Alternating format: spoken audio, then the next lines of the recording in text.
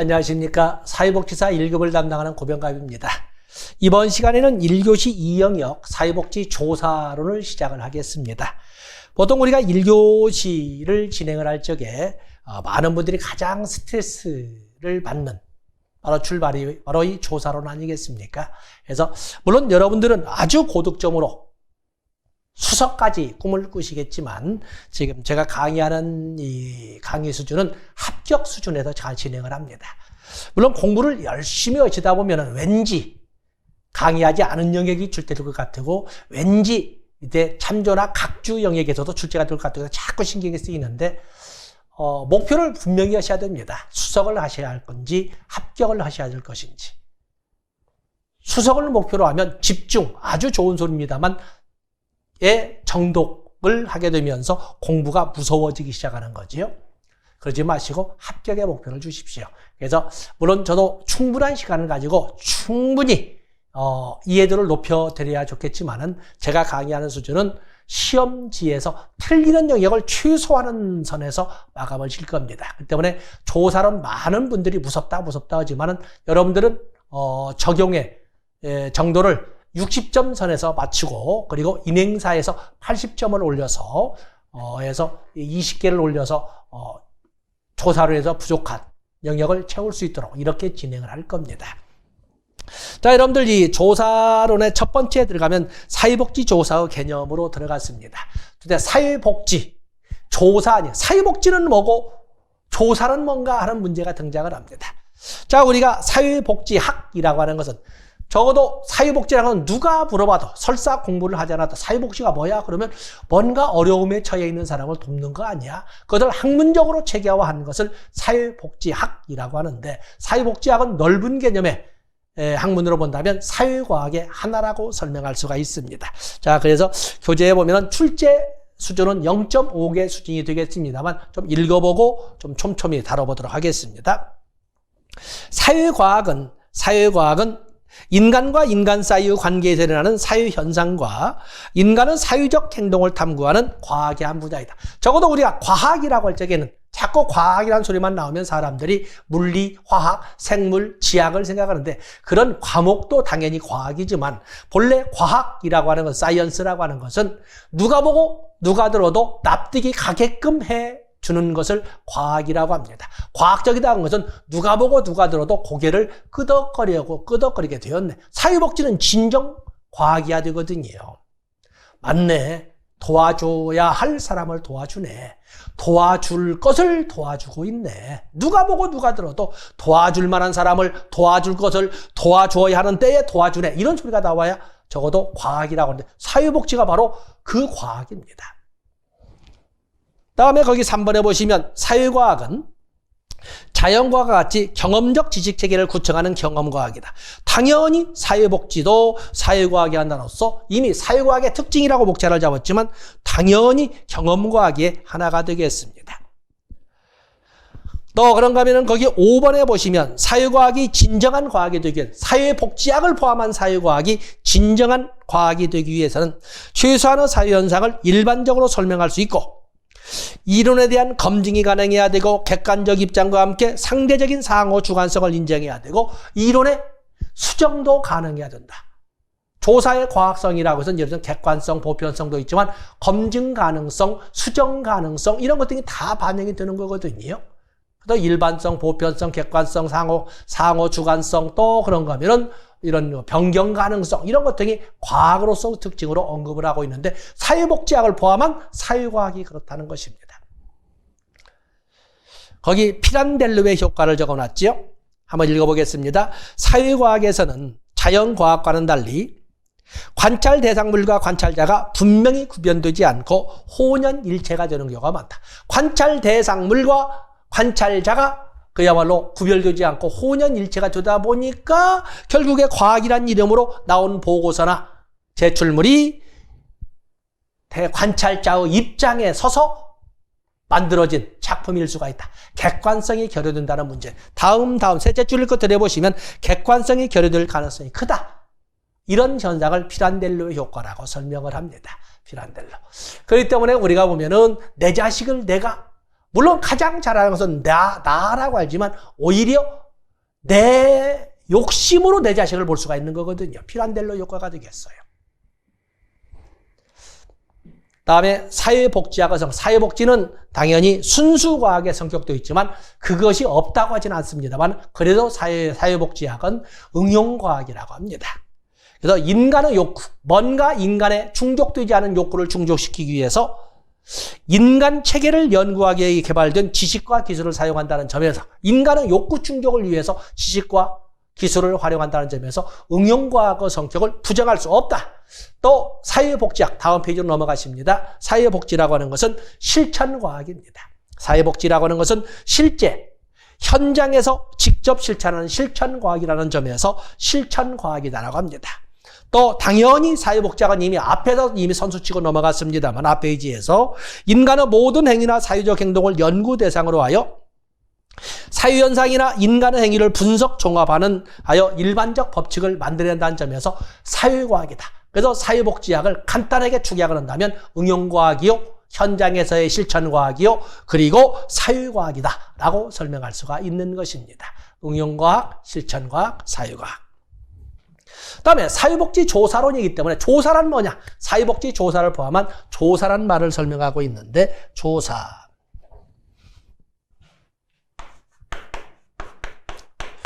조사라고 하는 것은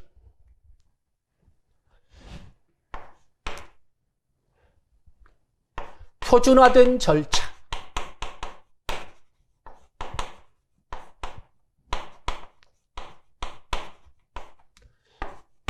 논리적 원칙, 표준화된 절차와 논리적 원칙에 따라 뭔가를 알아보는 활동, 뭔가를 알아보는 활동은 이건 구어체로 설명하는 것이고 우리가 시험용 문어체로 설명을 해본다면 표준화된 절차와 논리적 원칙에 따라서 뭔가를 알아보는 활동을 지식의 탐구라고 합니다. 지식의 탐구.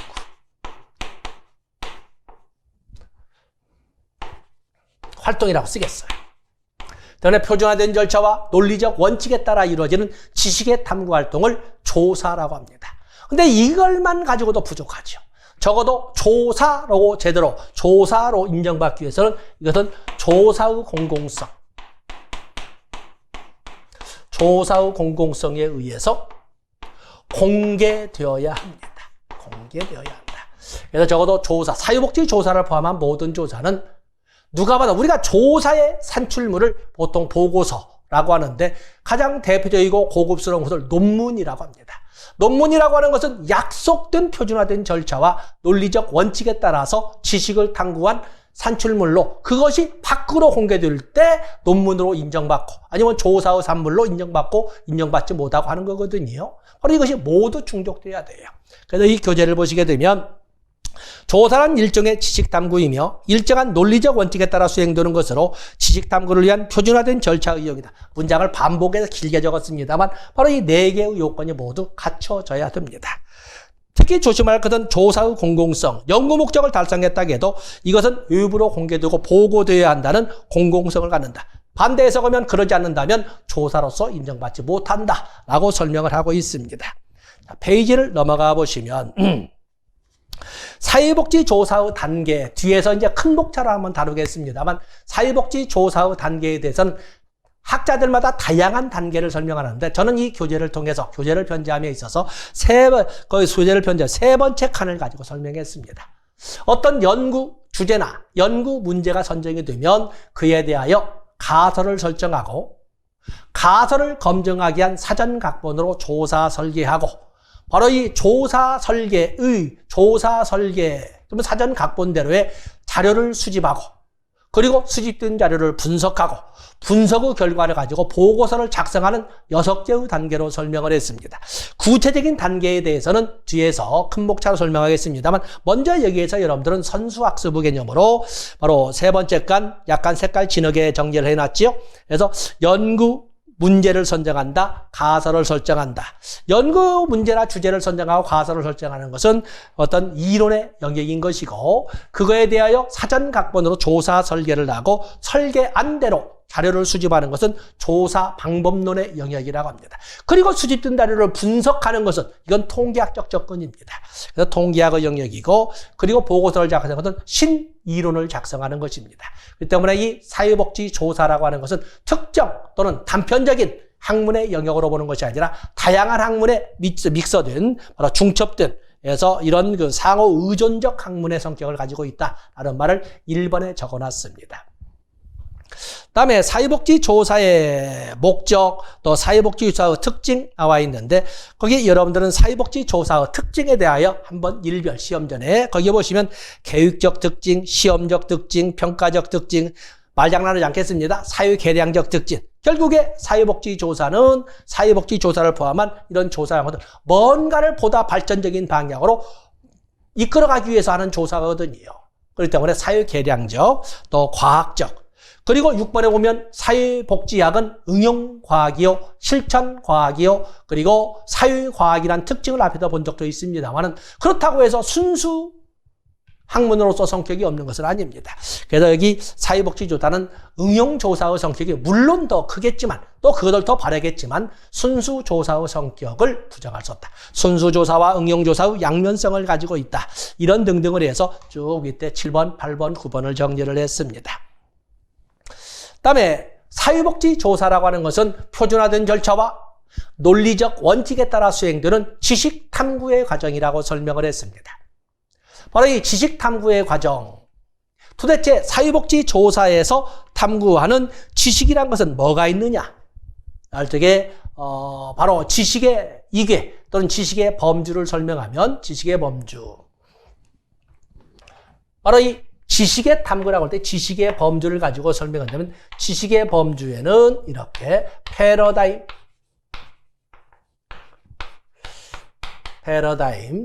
또 관점, 그리고 이론,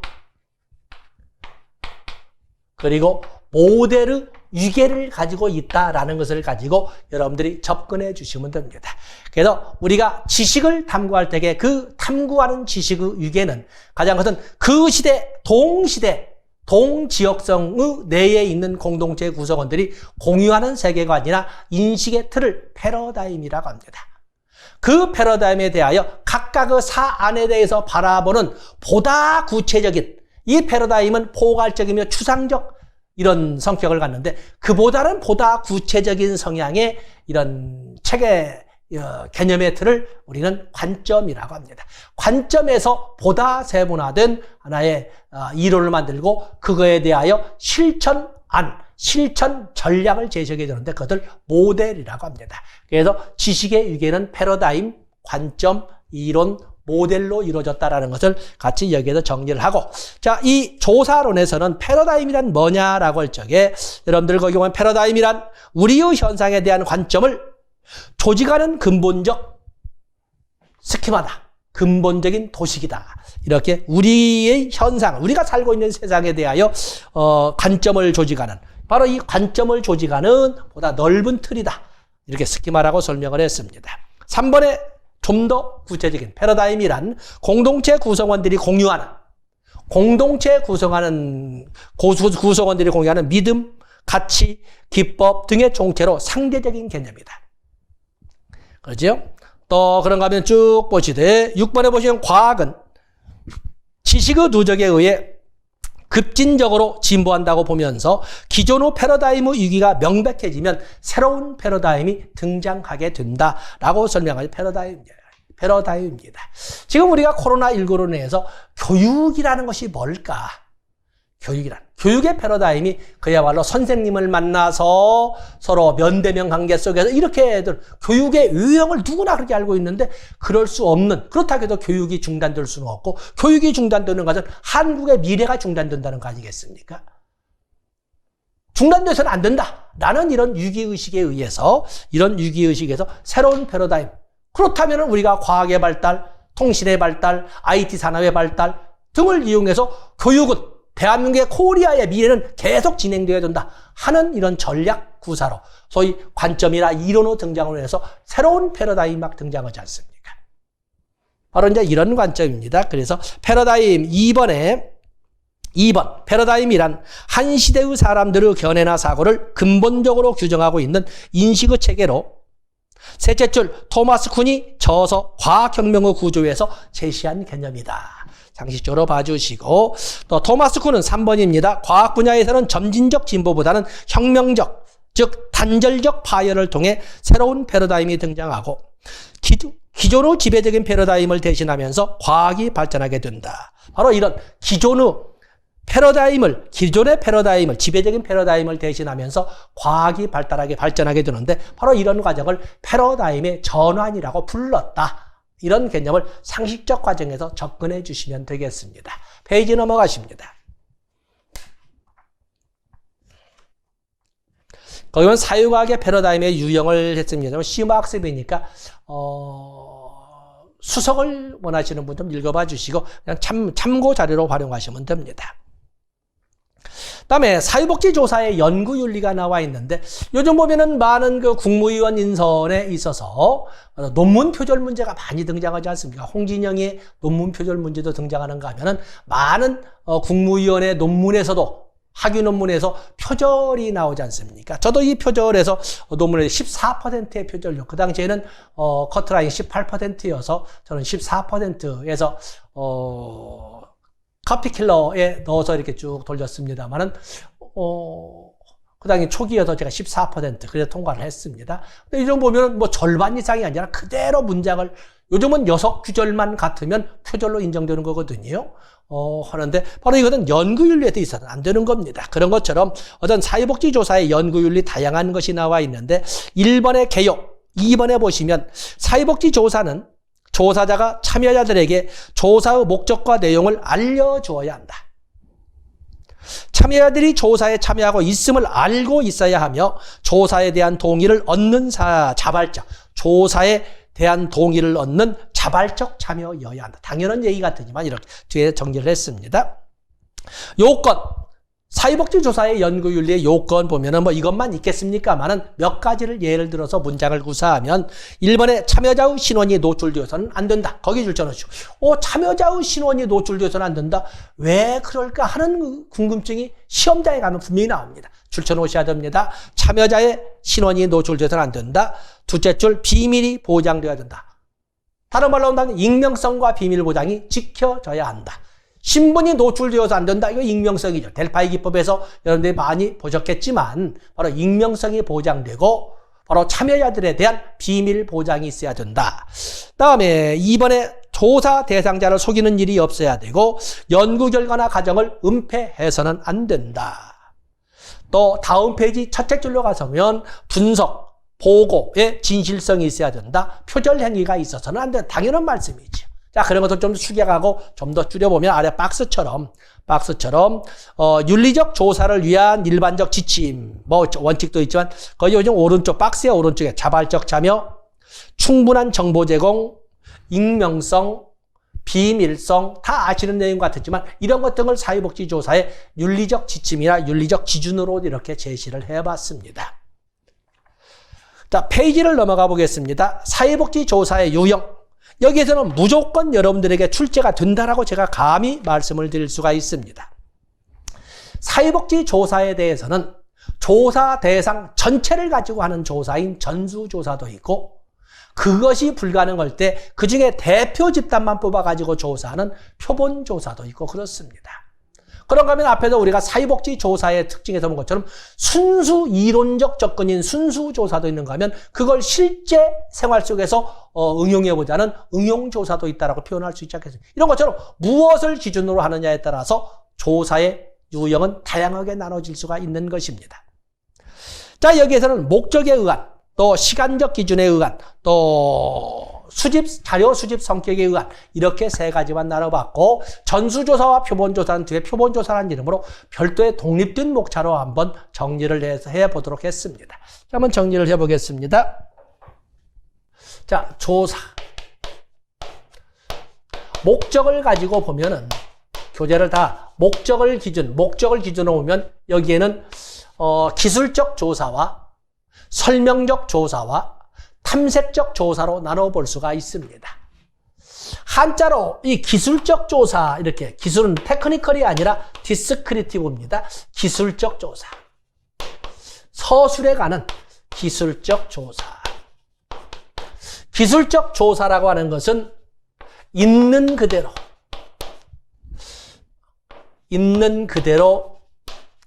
서술하는 방식의 조사. 있는 그대로. 그 때문에 연구자나 조사자의 의견이나 견해가 반영돼서는 안 됩니다. 있는 그대로를 서술하는 조사를 기술적 조사라고 합니다. 기술적 조사는 상관관계는 가능하지만 인과관계가 반영돼서는 안 됩니다. 인과관계는 연구자의 주관적 관점이 반영되는 거거든요. 상관관계에서 사용합니다. 그래서 있는 그대로 서술하는 겁니다. 뒤에 이제 통계라는 거 나옵니다. 다음에 설명적 조사. 뭐 한자가 그렇습니다만 설명적 조사라고 하는 것은 설명적 조사는 미래를 예측하거나 아니면 인과관계를 규명할 때 사용하는 조사.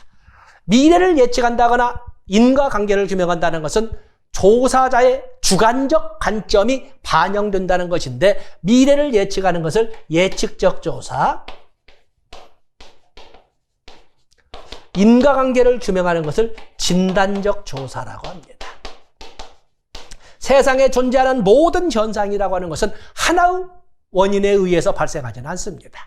지금 여러분들이 공부가 잘 되든 아니면 지금 뭔가 산만하든 간에 원인은 제가 강의를 좀 산만하게 해서 할 수도 있고 아니면 지금 온도 환경이 어째서 그렇고 아니면 집안 환경이 마침 TV가 틀어져서 그렇고 아니면 체력적으로 내가 떨어져 수없이 많은 변인들이 여러분의 학습의 강도에 영향을 미치게 될 겁니다. 그럼에도 불구하고 조사자인 여러분은 나는 지금 오늘은 공부가 안 되네. 내가 피곤했나? 다른 변인도 많았었는데 체력전을 가지고 원인을 잡기도 하는 거거든요. 원인과 결과와 관계인데 그건 여러분의 생각이고 그러지 않습니까? 그런 것처럼 그 사람이 미래에 어떻게 바뀔지 젊은 애들은 함부로 무시하는 것이 아니요. 이렇게 표현할 적에 어떤 미래로 어떤 방향으로 그 어린애들이 커나갈지는 알지 못하거든요. 그런데 내가 살다 보니까 이런 애들은 보나마나 싹수가 노래. 그건 당신의 생각이고.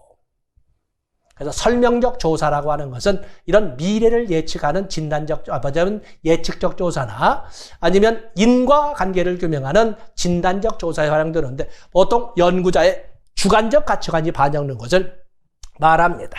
그런가 하면 탐색적 조사. 탐색적 조사라고 하는 것은 주어진 조사 대상에 대한 정보가 거의 없을 때 나오는 사전 대략적인 지면상 그만 쓰겠습니다. 사전 예비 조사의 성격을 가지고 있습니다. 자, 여기 기술적 조사의 대표적인 예로서는 보통 우리가 횡단적 조사니 종단적 조사로 설명할 수 있는 그대로를 가지고 이런 상태가 있었대 아니면 이렇게 변해갔대 라고 하는 종단적 조사 같은 발달 연구는 기술적 조사입니다. 그에 비해서 설명적 조사는 예를 들어 미래 예측에 관한 것이나 인과관계를 규명하는 진단적 조사가 바로 설명적 조사입니다. 그에 비해서 탐색적 조사라고 하는 것은 주어진 대상에 대한 정보가 거의 없을 때 그 주어진 대상에 대한 대략적 정보라도 알아보기 위해 들어가는 사전 예비 조사로서 문헌 조사 또는 전문가 조사 또는 유사하다고 보여지는 사례를 이용하는 특례 조사 등을 예로 들고 있는 것입니다. 자, 교재를 보겠습니다. 기술적 조사, 변수의 속성을 자세히 풀어서 기술하는 조사이다. 그래서 2번 보시면서 현상에 대한 단순 실태를 기술하는 조사이기 때문에 실태 조사라고도 한다. 상관관계는 설명해 주지만 인과관계는 기술하지 못한다. 조금 전에 설명했던 거죠.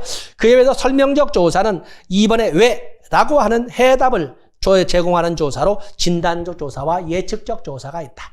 그에 비해서 탐색적 조사는 2번에 있는 것처럼 사전 지식이 부족한 연구 문제에 대한 사전 예비 조사로 계략적 이나마 정보를 얻기 위해서 하는 조사로 문헌조사, 다음 페이지 경험자 또는 전문가 조사 또는 특례조사 등을 예로 들어볼 수 있다라고 설명을 했습니다. 다음에 시간의 개념으로 볼 적에 횡단적 조사와 종단적 조사로 나눠볼 수가 있습니다. 횡단적 조사와 동단적 조사로 나눠볼 수가 있는데, 횡단적 조사라고 하는 것은 어떤 특정 시점에 발생한 사건의 상태를 조사하는 것을 횡단적 조사라고 합니다. 횡단적 조사는 보통 일일 측정을 통해서 알아보기 때문에 성격상 정태적 조사의 성격을 갖습니다.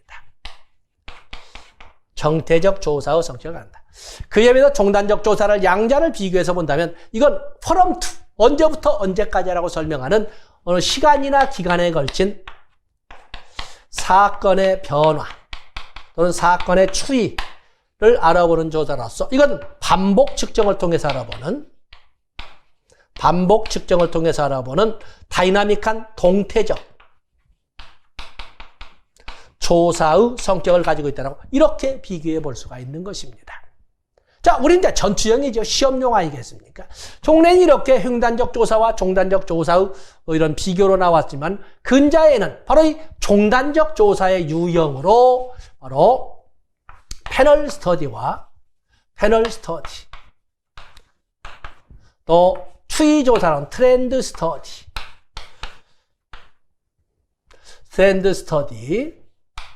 또 코트 스터디가 주로 출제가 된다고 보시면 되겠습니다.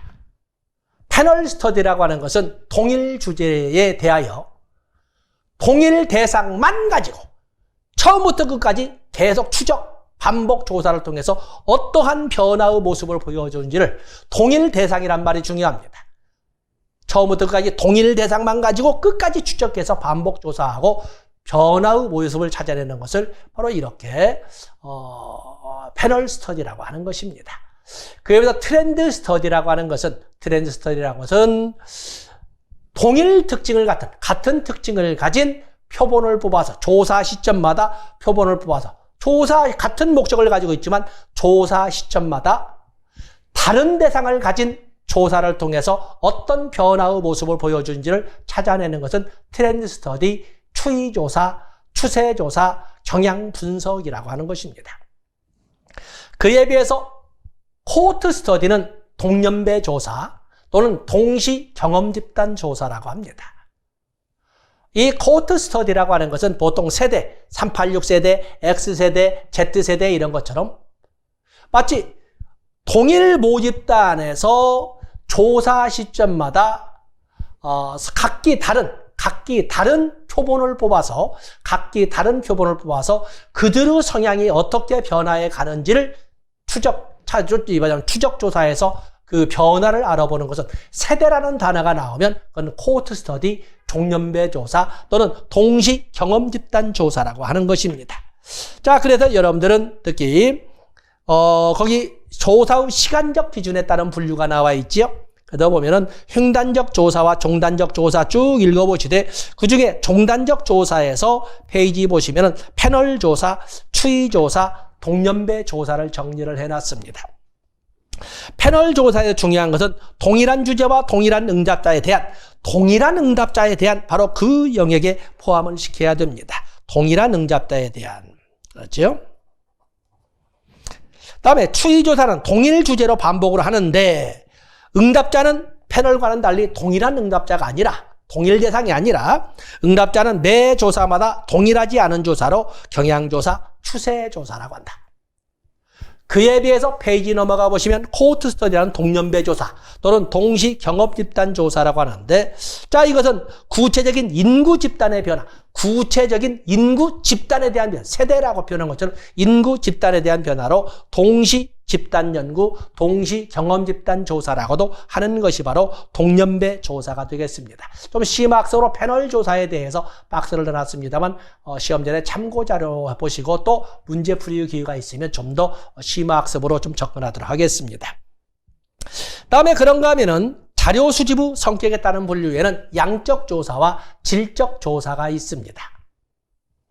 양적 조사라고 하는 것은 연구 결과를 수량화할 수 있는 것은 양적 조사라고 하고, 연구 조사를 수량화할 수 없기 때문에 연구 조사의 결과를 해석하는 데 초점을 두는 것은 바로 질적 조사라고 합니다. 양적 조사라고 하는 것은 모든 조사의 과정에서 동일한 대상이나 동일한 도구를 사용하기 때문에 연구나 조사 결과를 일반화할 수가 있습니다. 그렇기 때문에 이 여기에 접근하는 논리학적 접근은 연역적 접근입니다. 첫 번째 조사의 결과를 일반화해 놓고 그 이후에 나오는 후속 연구가 그 기존에 인정받은 일반화된 기존의 연구 결과에 합치되는지를 따지기 때문에 연역적 접근이라고 합니다. 그에 비해서 질적 조사라고 하는 것은 연구 때마다 각기 다른 대상이나 각기 다른 도구를 사용하기 때문에 연구나 조사 결과를 일반화할 수 없습니다. 개개의 조사나 연구는 개개의 조사나 연구별로 존재 가치가 있을 뿐입니다. 그렇기 때문에 이것은 하나하나의 대상을 가지고 연구해서 공통점을 찾아가 보는 이런 접근을 하기 때문에 보통 우리는 귀납적 접근을 한다고 합니다. 조사나 연구 결과를 수량화할 수 있다고 하는 양적 연구는 보통 실증주의적 접근이라고 하는 데 비해서 하나하나의 대상을 각기 다른 접근 또는 각기 다른 도구로 접근하는 이런 질적 연구는 보통 귀납적 접근을 하는 이런 질적 연구는 해석주의적 접근이라고 합니다. 왜냐하면 조사의 목적이 해석에 있지 않습니까? 바로 그런 내용을 정리를 해놨습니다. 자, 거기 보면 양적 조사, 조사의 속상을 계량적으로 표현하고 그들의 관계를 통계 분석을 통해 밝혀지는 조사로 정형화된 척도를 사용하는 조사로, 이 말은 정형화된 척도를 사용한다는 것은 연구나 조사 때마다 동일한 도구를 사용한다는 것을 말합니다. 그렇기 때문에 결과에 일반화가 가능하다, 연역법을 사용한다, 실증주의적 입증이다. 그에 비해서 질적 조사는 계량할 수 없는 인간 특성이나 환경 요인에 대한 조사로 조사자의 준거 틀에 입각하는 조사로 연구 결과의 일반화는 연구자마다 각기 다른 이런 가치관을 가지기 때문에 일반화할 수가 없다. 그래서 귀납법을 사용하며 현상학적 접근이다 또는 현상학적 접근 아래다가 해석주의적 접근이다라고 적어보시면 됩니다. 그래서 제가 오른쪽 페이지에 박스 비교를 통해서 가장 밑에 실증주의적 접근, 해석주의적 접근을 가장 밑에 현상학과 더불어 같이 정리를 해 놓은 것입니다.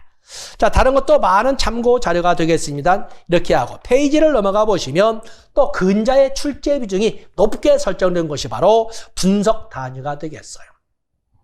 분석 단위에는 개인도 있고 집단도 있고 가족도 있고 조직도 있고 또 사회적 생성물도 있고 다양한 이런 분석 대상들이 있습니다만 인간들은 이 분석을 할 적에 신이 아니기 때문에 많은 실수를 합니다.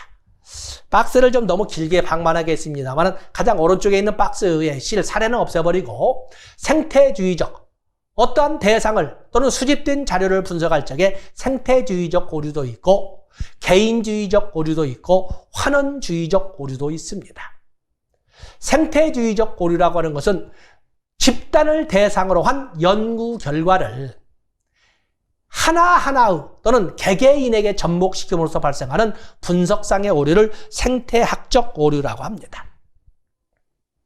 그에 비해서 개인주의적 오류라고 하는 것은 하나하나의 대상에 대한 연구 결과를 지나치게 확대시켜서 집단이나 전체에 접목시킴으로써 발생하는 오류는 개인주의적 오류라고 합니다. 그에 비해서 환원주의적 오류라고 하는 것은 수집된 자료의 분석 대상인 수집된 자료를 지나치게 세분함으로써 분석 대상의 본질이 사라져 버리게 되는 이런 분석상의 오류를 환원주의적 오류라고 합니다. 인간은 70%가 탄수화물이라고 하니까 그걸 세분화하다 보니까 그래서 사람들이 결국에 인간은 물이다 이런 결과를 이끌어내는 것은 환원주의적 오류라고 하는 것입니다. 또 집단을 대상으로 한 연구 결과를 개개인에 접목시킴으로 생기는 에러는 생태학적 오류. 개개인에 대한 연구 결과를 집단 전체에 확대시킴으로써 발생하는 오류는 개인주의적 오류.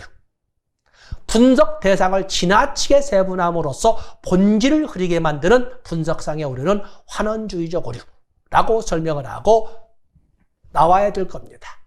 바로 내년에 나옵니다. 라고 이렇게 말씀을 드립니다. 자, 이 시간은 여기까지 하고 그다음 조사의 유형 그리고 분석과 분석 해석상의 오류 이런 문제들을 가지고 여러분들 좀 더 정독해 주시면 됩니다. 다음 시간에는 조사 연구의 요소와 과정으로 넘어가도록 하겠습니다. 고맙습니다.